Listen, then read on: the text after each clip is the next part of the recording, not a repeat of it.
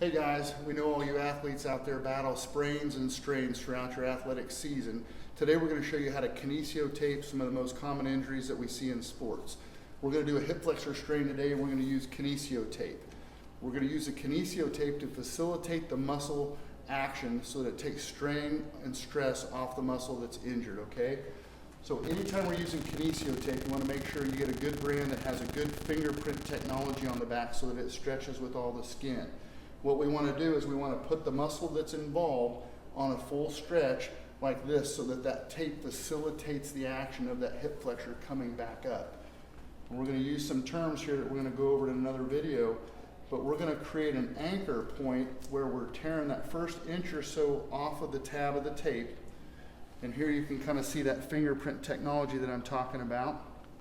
This is an anchor. And we're going to anchor that at the top of the origination of that muscle. There's no tension on that anchor point. We're going to create the tension on the rest of the tape over this area that's involved. And we're going to put about a 15 to 40% stretch on this area. So after we get this anchored down, we're going to peel this paper back. We're going to get this. And as we peel that paper back, we're going to be stretching it and applying it, the adhesive, to the skin over that affected area. We're just going to keep stretching that until we get down towards the end. And then at that end point, it's going to be your end or your tab, and there's not going to be any stretch on that. So you're just going to let that tape come off of there, and we're just going to attach it to the end so the whole stretch is coming between the anchor point and the end point so that when you are flexing your hip, that's going to help assist.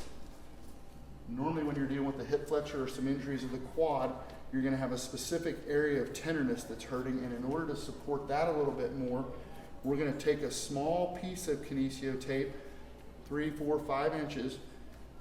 We're going to take that and we're going to tear it in the middle. And as you can see, I like to round the corners on this so that it doesn't snag on your clothing. It's easy. So we're going to take that tape in the middle, we're going to tear it, and we're going to put this on a stretch over that affected area. And then the tabs and the ends don't have any tension on it. And you're just going to rub that in to get the adhesive to stick. And we're going to do the same thing in an X pattern right over that affected area. So she's really hurting in this middle quad area. We're going to just fix that tape, stretch, X, try not to get the wrinkles in it.